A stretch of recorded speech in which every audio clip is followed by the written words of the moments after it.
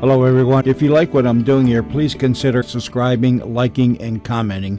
It would really help the channel out quite a bit. Thank you very much. Radio Mystery Theater presents...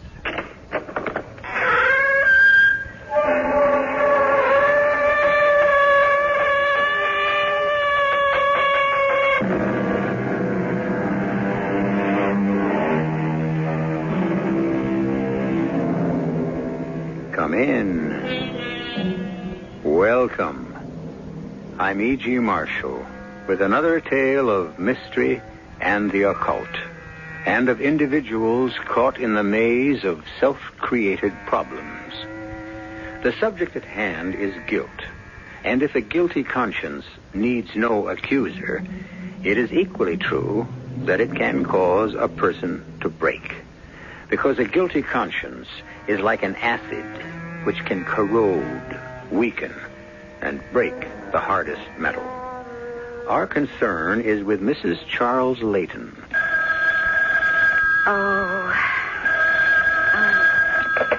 Mrs. Layton speaking. The beautiful and rich Mrs. Charles Layton? Who is this? Eric. Good for you. Eric Miller, your old Northwestern classmate, remember? Well, what do you want? Not how are you, but what do you want? I want to see you, doll, just to talk over old times. 11 tomorrow morning, all right? I guess so. You guess right, doll. It'll be nice to see you again.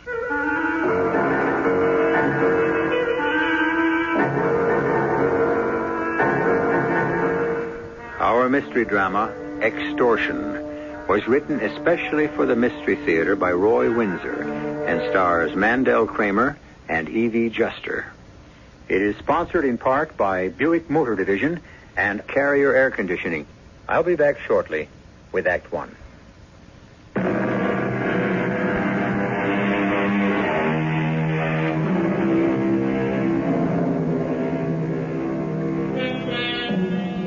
It is a truth, I think, that the past quite often makes itself present in the lives of most of us. A friend with whom we quarreled may reappear as an enemy, unforgiving of the past and destructive. The girl a man almost married has a daughter who loves the man's son. The past comes to our attention even in so ephemeral a way as through a fragrance, long forgotten. But if extortion is to be taken literally, and that is our title, there must be something in the past of Mrs. Charles Layton that makes her present frightening. Any luck, Eric? Well, they'll let me know. What does that mean? No? Uh-huh. You feel all right? You don't look so good. Oh, I'm all right, just tired. Too much walking around. It wears me out. Oh, you worry me. I know, but if I don't get something to do, I'll go crazy. If you don't get a job, we'll have to give up this place. My salary isn't big enough to pay all the bills. Yes, I know that, and it worries me. I really don't know what to do. There aren't many good jobs in Evanston, and I just can't stand the commute to Chicago. What happened today? Oh, the guy was very nice. He liked my portfolio. Yeah? He said he thought I could handle the writing side of the job, but a reporter's got to move around a lot, and, would I be up to that? There's got to be something. What about Northwestern, some of your classmates? You told me a lot of them have become successful. Sure. Bankers, lawyers, even one big advertising man. I went to see him. Yeah? Yeah, he wanted to help, but what could he do? He liked my stuff, but he didn't like what I had to tell him about myself. The bad heart would screw up the company's group insurance plan. And, of course, he asked about my last job, why I got fired. Yeah. I'm a bad risk. Oh, it's so unfair. No, Patsy, it's just a bad break. Business is business. You can't expect a company to lose me for a month every time I have an attack. But you've only had one bad one. Yeah, well, that was enough. And I got eased out. Oh, Eric. If we just had a stake, you could just sit here and write. If. That's a big word, Patsy. Oh, come on. Who's rolling in money? Come on. Someone you know. Think. I don't know. What about that teenager who ran after you in college? That crazy one. Oh, yeah, well, she was 19 or 20. Well- That's a long time ago, Patsy. Claire Purcell? Yeah, that's the one. No, not Purcell. That's not her last name. Yeah, isn't she the one who married the Layton? Hey, that's right. Funny you should mention her. Isn't she the one who was almost kicked out of college for smoking pot or something? Yeah, Mrs. Charles Layton. Yeah, her husband's rolling in it, isn't he? Oh, he's got buckets. His father was one of the richest men around here. Layton's also made it on his own as a lawyer. Yeah, isn't he a state representative? Yeah. Well, What? well, didn't you save her once from a jail term? Yeah, you might say I did. Well, what's wrong with looking her up? It might be an idea. She once thought you were out of sight. Now you've had a run of bad luck. You once saved her neck. What's wrong with turnabout? And money isn't her problem. I don't think so. Well, if it hadn't been for you, she'd have served time. She could have. How would she like that to become known? What would that do to her and to her husband? Even now. I dig you, doll. Come on, Eric. There's nothing to lose. Now, ask her nicely. But use a little pressure if you have to. They're socially prominent. If you spilled your story, they'd be mud. That's for sure, and I still have the clippings. Well, the sooner the better. Tomorrow? Yeah. I'll give her a telephone call.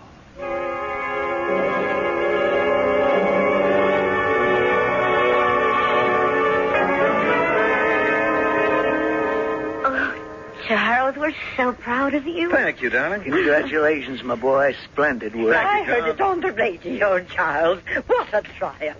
Your old father-in-law and his wife are here to take you and Claire out to dinner to celebrate your successful defense of an innocent man. Well, I thank you, John. I'm very pleased for his sake, and I accept the dinner invitation. Then I'm coming home and sleep around the clock. Charles, if you're exhausted... No, Claire. I feel fine. But I know how I'll feel in a few hours. I'm still walking the high wire right now. The letdown will come later. Except for something that I'm really looking forward to. Oh, and what is that, darling? Are you, ready for a surprise? Oh, go on. As state representative for this district and as a member of the Judicial Committee, I have been chosen to go to London. Charles. To London to make a first-hand study of certain court procedures which might enlighten ours. Oh. Now, it might take as long as a month, with time off for excursions Oh, to... Paris and Salzburg, Rome. Oh, Charles, I'm beside myself. That's just great, Oh, Charles. it's just It's so nice. glorious. When, darling? In about 2 weeks, darling. I have things to arrange at my office first. After defending this case, it gives me a lift to look forward to a month abroad. Let's just hope nothing interferes. It won't. Nothing could.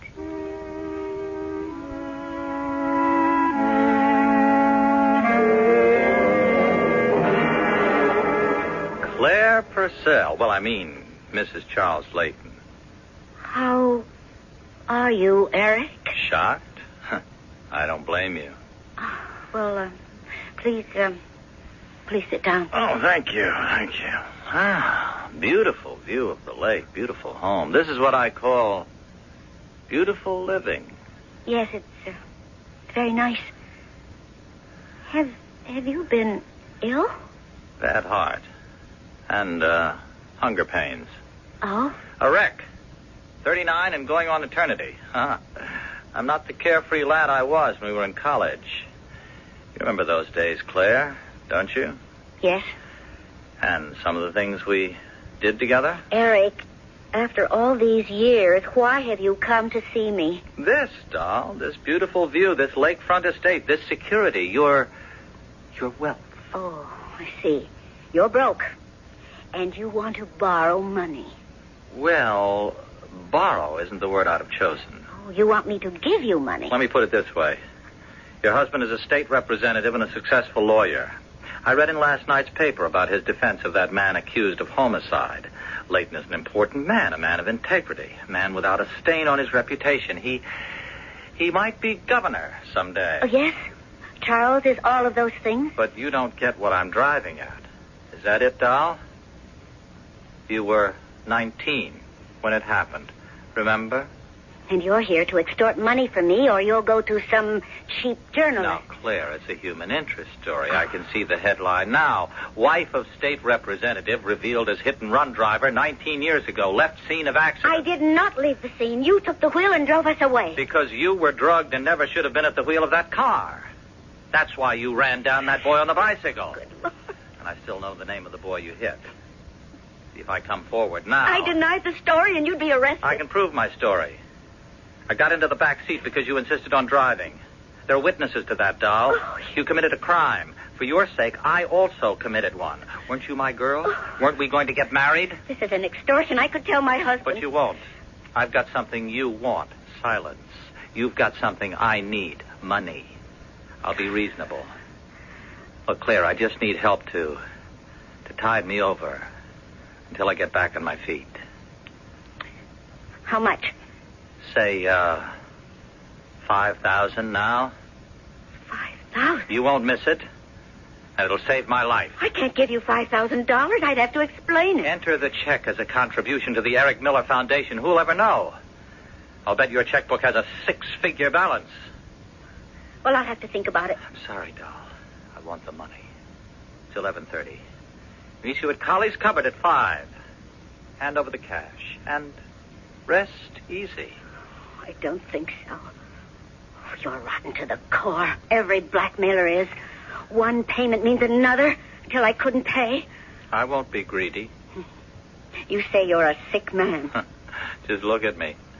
1 foot in the grave. If you die... Don't count on it. The arrangement I've just proposed has already made me feel wonderful. With money in my pocket, I'll be a new man. And if I refuse, you expose the story. Uh-huh. Even though you'd be arrested. Of course. What have I got to lose?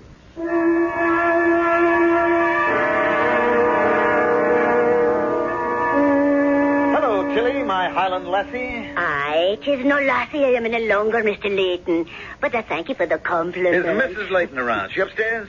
She's not at home since 2 o'clock. She not telephone. It's after 6. Oh, where'd she go, did she say? No, sir. After the visitor left, Mrs. Leighton left. Visitor? When? Well, some man was here about 11:30 and left at noon. Mrs. Leighton hurried out at 12:30 or so. Oh, I see. Who was the man? Someone we know? No, sir. At least I never seen him before. Kinda seedy looking. About 40. Flip. Didn't give his name, just said, tell her old college chum is here. I see. And she didn't say where she was going? No, sir. Oh, excuse me. Maybe the... I'll take it, Tilly. Leighton speaking. Mr. Charles Leighton? Yes? Who is this? Well, now, there's nothing to worry about, Mr. Leighton. This is Dr. Wheeler at the Evanston Hospital. What? Mrs. Leighton lost control of her car. What? Is she all right? Oh, yes, sir, she's fine. A few scratches, a sprained wrist, nothing serious. Well, I'll be there in 15 minutes. Good. I can assure you that... Thank you, Doctor.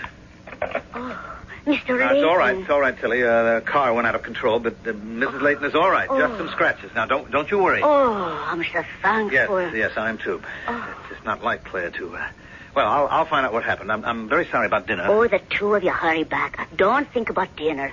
Warm barley soup. That's what you like. Some old college chum. I wonder what he wanted. Hi, Patsy, my dear, darling, impoverished wife. Well? Take a look at this roll. $2,500. $2,500? I asked for $5. Eric! And there's more where this came from. Well, I suggest we celebrate by going out to dinner. We've eaten crow long enough. From now on, it's pigeon. Oh, she must be scared. She is. If the truth hit the papers, the scandal could wreck her husband's career. It wouldn't go over very well at the state capitol. But don't use too much pressure, Eric. You drive her up the wall, she'll tell her husband. I don't like to think what he might do to you. Well, remember, he'd also have to defend his wife for leaving the scene of a hit-and-run accident. Oh, no way, doll. He'll want to save his skin. And after all, Patsy, this is only money. Oh, I hope you're right. But don't crowd Charles Leighton. Let the goose lay her golden eggs at her own pace. No pressure. Understand?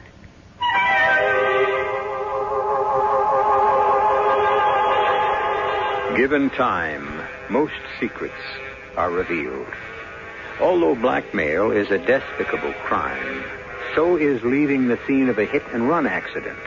And that, according to what Eric Miller claims, is what the socially prominent Mrs. Charles Layton did almost 20 years ago. And for it, he intends to make her pay. Our story will continue when I return shortly with Act 2.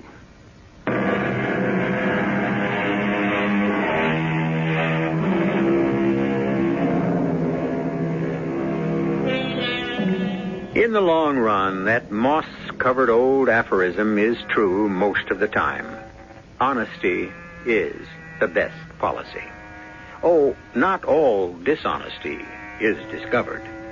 Many a black secret has gone to the grave, but more often than not, you'll be better for it if you face up honestly to something you've done. A guilty conscience really is the silent accuser. No man is entirely without conscience, so it follows that a secret is ever festering. Given certain circumstances, it can be a terrible struggle to admit the truth. Oh, Charles. Hi, darling. Hey, you gave us a terrible scare. Let me have a look at you. Oh, I'm a mess. Oh, you'll look gorgeous when that eye becomes black and blue. Oh, Charles. You really all right, darling? Oh, yes. Now let's get out of here. Well, how about your wrist? It's just a strain. Dr. Wheeler strapped it. Here, help me with my coat, Charles. Okay. Where is it? In the closet, darling? Mm-hmm. Well, tell me, what happened, Claire? Well, I don't quite know. I was driving home from shopping across Davis Street toward the lake when I blanked out. I wasn't going fast, right. I was knocked out for a minute or so. I'd swerved off to the right and into a tree. And, the front end of the car. Well, don't worry about the car, honey. Anything else? Oh, no. Let's get out of here. Okay. First I have to see Dr. Wheeler. I suppose so. I'll be in the waiting room. Oh, please hurry, Charles. Oh, Dr. Wheeler. Oh, you seem to be all right, Mrs. Layton. Oh, Mr. Layton. Oh, do hurry, Charles. Sure. Is she all right, Doctor? Yeah, she's shaken up, of course. Otherwise, just what I told you. Boy, she was pretty lucky. Yeah, she was. Can I ask you something, Mr. Layton? Of course. Is this the first time Mrs. Layton has had an automobile accident? Yes, to my knowledge. I mean, Claire's an excellent driver. Mm-hmm. Why? Well, because when she was brought to emergency, she was dazed. Well, she told me that she'd blacked out for a minute or so, and then she came to. Yeah, now that could be. But when the police helped her out of the front seat, she acted, according to them, punch drunk. I suspected a concussion, but she has none. Her dazed condition might have been due to a reaction to the accident, relief at discovering herself uninjured. Mrs. Layton seemed to be in a dream state. I see. Well, she recovered very quickly. Within 15 minutes. But during those 15 minutes, her subconscious took over. That's why I asked you about previous accidents. Well, you mean you heard something? She kept saying, the boy on the bicycle. The boy on the bicycle, over and over. Boy on... That's very strange, Doctor. Yeah, I thought so, Mr. Layton. I hesitated to tell you, but Mrs. Layton has a deep-seated obsession about something. A boy on a bicycle, I take it. Well, what do you advise that I do? Well, talk it over with her. Now, perhaps it's easily explained. If it can't be, I'd urge a visit to a psychiatrist. This kind of thing can be destructive. Yes. Well, thank you. Thank you very much for telling me, Doctor. Perhaps I should have held my tongue. No. I'm very grateful that you spoke to me. I'll talk it over with Mrs. Layton.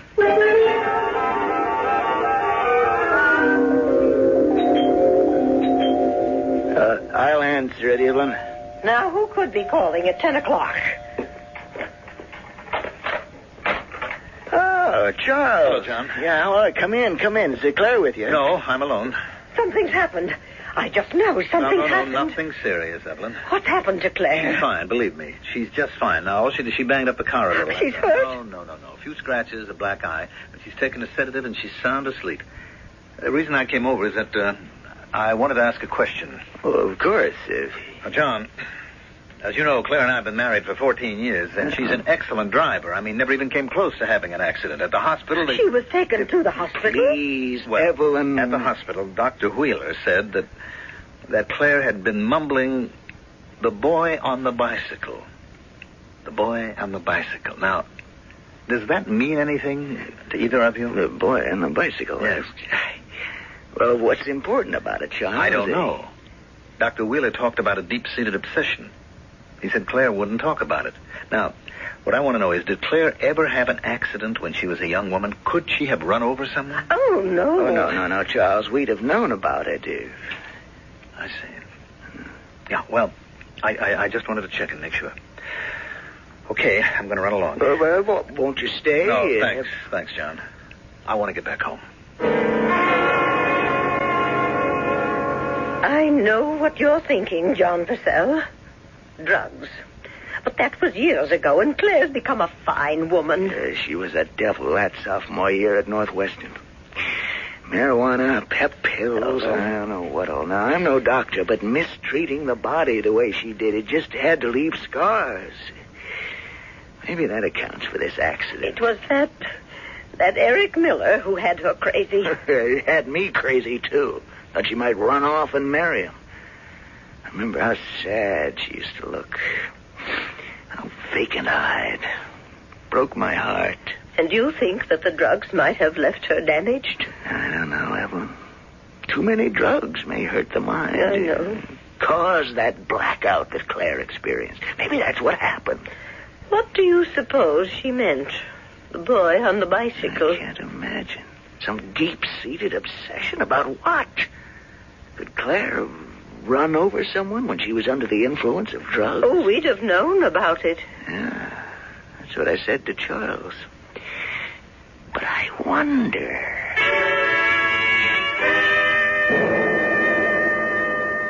Come in, Eric. Thanks, doll. Hey, Layton beat you up? I had an accident. Must have been a beauty. That's some shine. You were here a week ago. Yeah. Just say that I'm getting attached to the place and the view. You must go through money quickly. That's a fact. I do. This can't go on. Why not? The sight of you sickens me. And I can't keep on drawing money from the bank without somebody beginning to wonder. You mean someone at the bank will wonder about the Eric Miller Foundation? It's legitimate. You know that. Don't tell me your husband checks your bank stubs. I'll make another $2,500 available to you, and that is the end of it. Fine. But it's not the end of it, doll. An occasional contribution from you to me and my dear wife, Patsy, won't crimp your style, and it maintains your way of life. Am I right? No. Since you came here with your rotten scheme, there's been no happiness for me. I am living a lie. Well, I'm sorry about that, but it's better than living in a cell, isn't it? I'd choose that cell if I had only me to think about. Of course you would. But there's Charles Frederick Layton, state representative, brilliant criminal lawyer. If you destroy his image, he'll tell you to walk east until your bonnet floats. Am I right? You're wrong. Charles and I love each other. You wouldn't have any... love. When scandal comes in the window, love goes out the door. Look, I'm sorry you're unhappy, doll. But it's only money. I'm living a lie. You have for 19 years. Think of that. 19 years of untroubled bliss. 14 of them married to one of our state's brightest stars. Why destroy all that because of money? I can't live this way. Every time I think about you, I'm nauseated. You're like a malignancy. The cure is to cut you out. For your own sake, I advise against it. Here's my check. No good, doll. I want cash. I'll meet you The at Collie... check? I'm meeting you nowhere. I never want to see you again. You will not be admitted to this house again. Now take the check and get out. And when I run short of money again? Turn honest. Now get out. Oh, what would Mr. Layton think? I hope he'll never know. You can't prevent him from finding out. But I can prevent him from destroying his life Oh, for me. come off it. Come off it. Sleeping pills? Oh, you would think of that. No. I can face my own future, no matter how grim it might be. But Charles Layton won't have to face it with me. Now get out!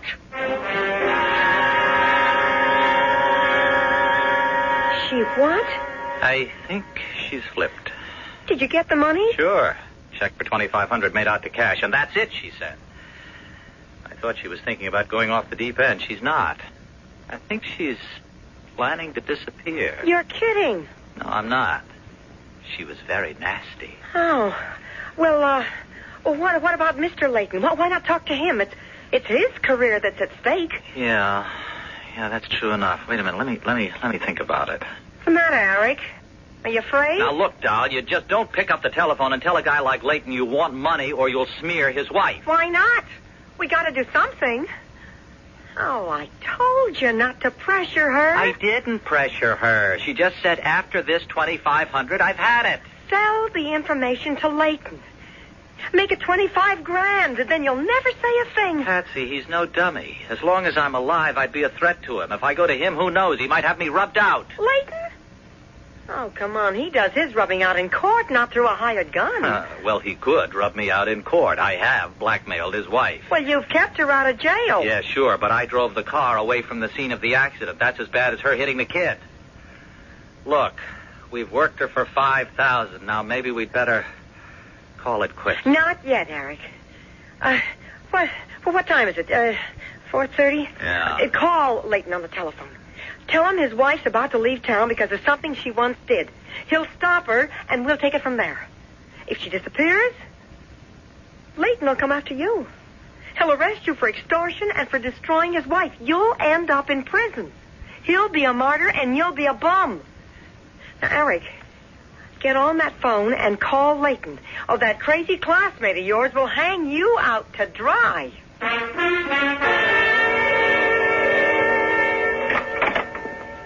Charles? Claire?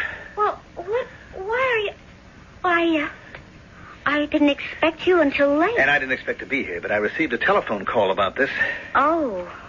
Well, these suitcases, you said we'd soon be leaving for London. Now, Claire, I have to talk to you, and don't lie, because you're a terrible liar. Now, what is this all about? Who telephoned? I don't know. I thought maybe you could tell me. Well, I haven't any idea. Of course you have. Claire, now look at me and tell me the truth. The trip to London is a month away. You got these suitcases down from the attic because you were about to leave. Now, why? For the last 10 days, you've been moody, you've been distracted, you've been jittery. Well, I want to know why. I want to know the secret that's hanging over your head. That seems to have changed everything. Secret? That's what he said. Who said? The voice on the phone, Claire. Now, look, honey, I'm your husband. I love you. What? We've never had a secret from one another. Now, whatever it is, share it with me. Whatever it is, we'll deal with it together. I can't. Honey, nothing can be that bad. You don't know, Joe. But I want to know. I'm going away. Now, you're doing nothing of the sort. Yes, I can. Well, then I'm going with you. I'll give up everything just so I can be with you. No. If I go away, it'll never be known. If I stay, he'll bleed us to death. I thought so. Blackmail. Yes. You know what I think of that kind of swine? Now, look, I know his voice now. What's his name, Claire? I can't tell you. All right. You don't have to. I'll find out when I get my hands on him. If I'm out of your life, he can't hurt you, and that's all that matters to me. You're not leaving. Understand that, Claire. Whatever your secret might be, we're going to root it out together.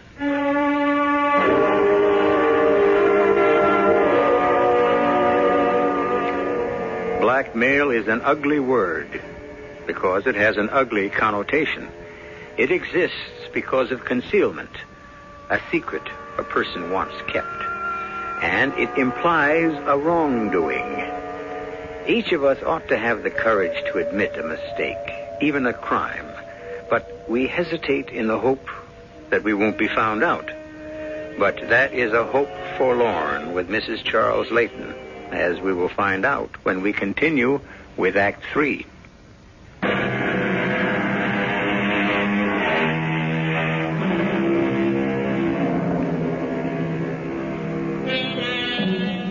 Time may heal, but it cannot obliterate a person's remembrance of a tragic event. In the long corridor of time, a person is sure to find markers that recall some events he would like to forget, but the subconscious won't extend him that privilege. For 19 years, Mrs. Leighton has tried to forget a crime she committed.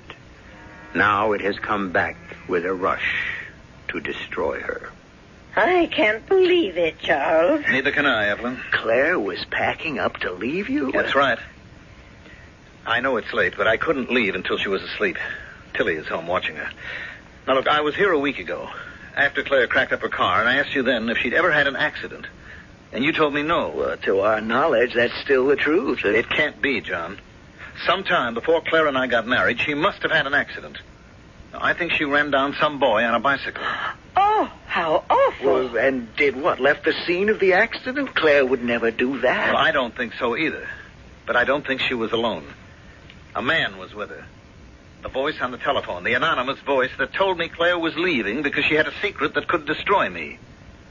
He's blackmailing Claire. Charles, we've never told you this, and obviously Claire hasn't either, but years ago, when Claire was a sophomore in college, she experimented with drugs. I see. Now, we don't know what made her do it. Marijuana, pep pills. No heavy drugs as far as I could find out. But if Claire did run somebody down, it must have been under the influence of one of those drugs. And the man? She was running around with another student, a man named Eric Miller. Eric Miller? Mm.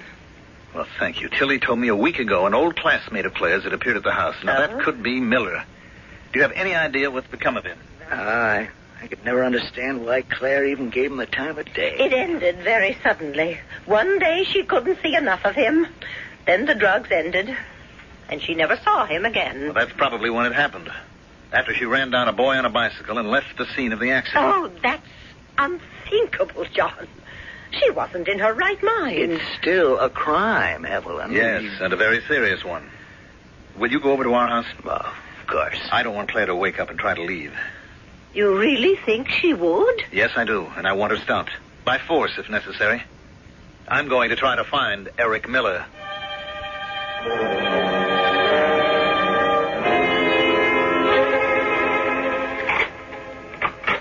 Yes? Mrs. Miller? Yes? Is Mr. Miller at home? Hey, who is it, Doll? Excuse me. My name is Charles Layton. Well, why, so it is, Mr. Layton. This is my wife, Patsy. Eric Miller. I recognize the voice. Claire's old classmate. The voice? Yes, you telephoned me this afternoon, remember? Why would I do that? To warn me that my wife was about to leave town because of some secret she has that you told her could destroy me. Do you want the newspapers plastered with the story of how she ran down a boy on a bicycle and left the scene of the accident? Why not? If a crime was committed, there has to be restitution. And that would be the end of you as a politician and your law practice. Those are my concerns, not yours. What's more, I intend to have you arrested for extortion. Now, look, Mr. Layton, Patsy and I have talked it all over, see, and I'm calling it off. I'm not. If my wife is guilty of an old crime, then let it be known. Unless it's faced and resolved, she'll never be able to lead a normal life. Eric, don't say another word.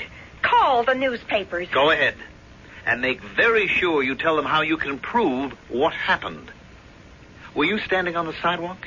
Was it midday? Was it nighttime? Were you in the car? Was Claire driving? Are there witnesses who saw you leave? Questions, Mr. Miller. Questions. Start sweating out the answers now. You get out of here. And you. Was the blackmail your idea? Now, watch your lip, Layton. Don't tempt me, Miller. I'm itching to smash that honest face of yours. All right. You're the one who'll be smashed. Go ahead, drag me into court. When the public knows what that hophead did to that little boy... Eric, You look out! filthy Eric! rat. Eric! Oh, you've killed him. You've killed him. I almost wish I had. But he'll come around. You've killed him. You're a murderer. Good night, Mrs. Miller. I'll see you in court.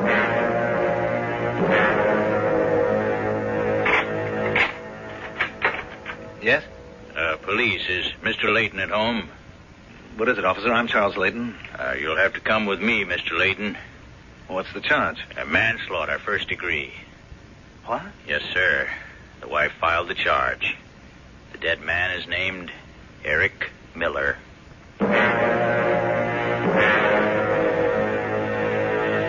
Mother? Dad? What are you doing here? Where's Charles? He's not here, is he? Sit down, Claire.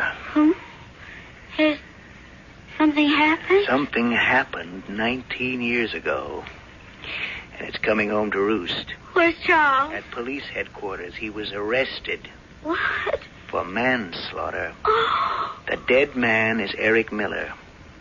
oh, merciful Lord. I hope he will be. Claire, did you run into a boy on a bicycle when you were in college?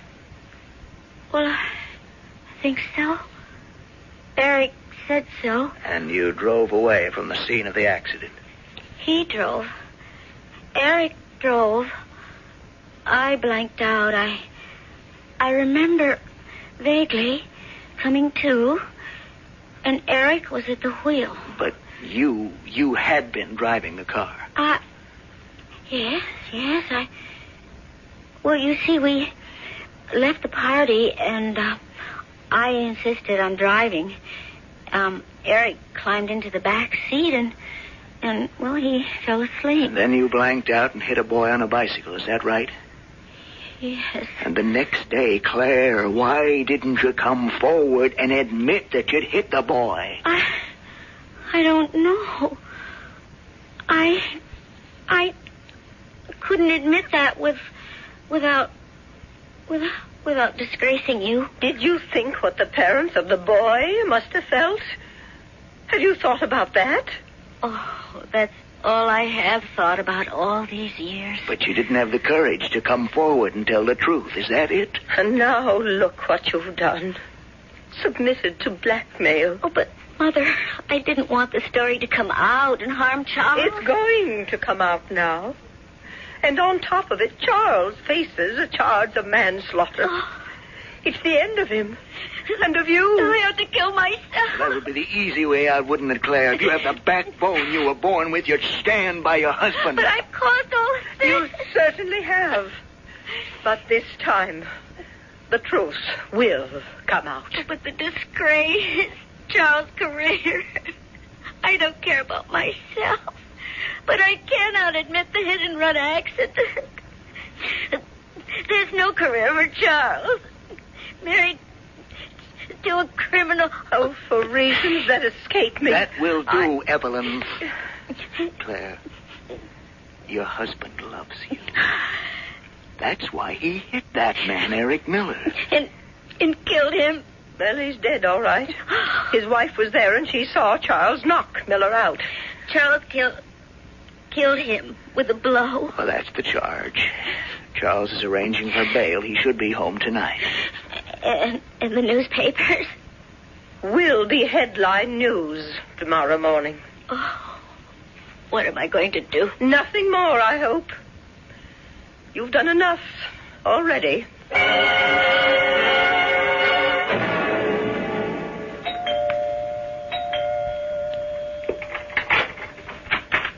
I forgot my key.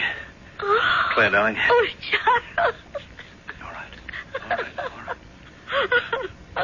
That covers it all. Can you call me darling after what I've caused? Because I love you, that's why.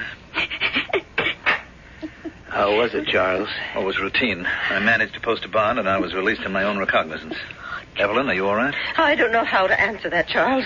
I'm furious, if you must know. Claire, come sit down with me now and listen to me. I can't. Now, Claire, let's forget what's happened and think about tomorrow. The first thing tomorrow, John, I want you to find the parents of the boy on the bicycle. I don't even know if the boy lived or died.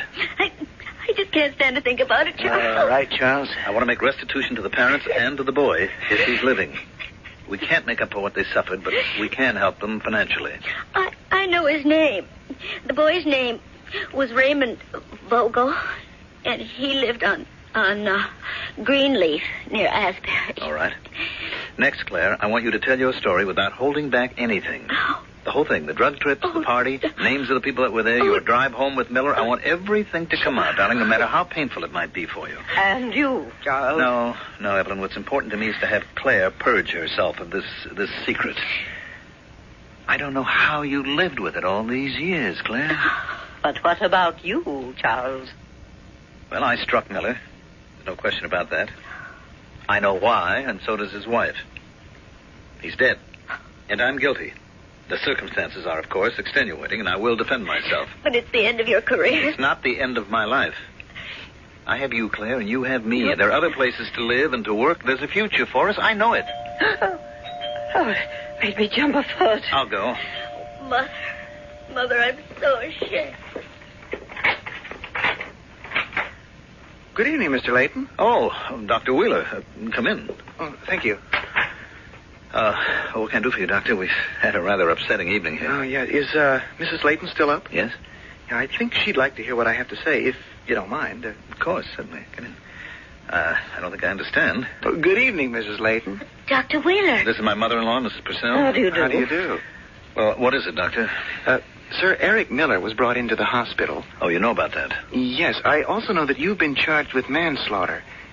But you didn't kill that man, Mr. Layton. What?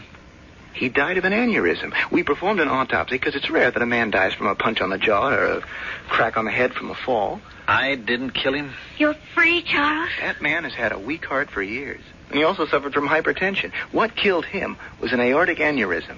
He might have died at any time. Mr. Layton, your blow didn't cause his death. Claire. Oh, Claire. Look, honey, my problem's behind me. But yours isn't. And it won't be until you face the parents of that boy. You ran into him, Claire, but you didn't leave the scene of the accident. Eric Miller did. You were in no condition to drive in the first place. I'll find witnesses to prove that. Darling. When I do, you may be forgiven for what you did. If you're not, at least your mind will be free at last because you've admitted your guilt. Now let's go, Claire. Where? To face the parents of that boy.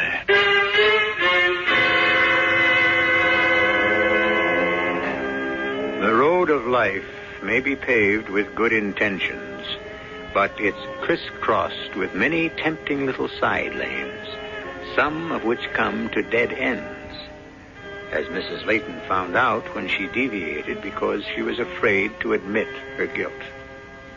I shall be back shortly.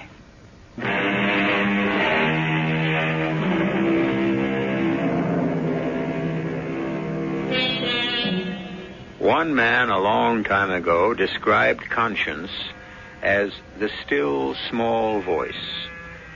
Each of us has one within him, and each of us hears it. A very personal voice. What it means, and I'm not a philosopher but a storyteller, might be this. The voice is a voice of conscience, which tells us, whether we like it or not, what is right and what is wrong. Listen to it. Mrs. Layton wishes she had. Our cast included Evie Juster, Mandel Kramer, William Redfield, Joan Shay, and Russell Horton. The entire production was under the direction of Hyman Brown. And now, a preview of our next tale. Would you advise me to take the old road or the turnpike? Why? The old road is over 120 miles. The turnpike but 97. You impose on me. It is wrong to trifle with a traveler. You know it is only some 40 miles from Newburyport to Boston. But this is not Newburyport. This is Hartford. Do not deceive me, sir. Is not this river I have been following the Merrimack? Oh, no, sir. You are just outside Hartford. And this river is the Connecticut. Have the rivers changed their courses as the cities their places? Am I forever... But again the clouds are gathering. The storm is at my heels. God curses me for that fatal load.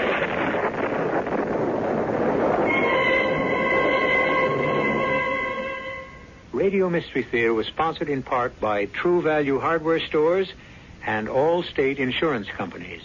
This is E.G. Marshall inviting you to return to our Mystery Theater for another adventure in the macabre. Until next time, pleasant dreams.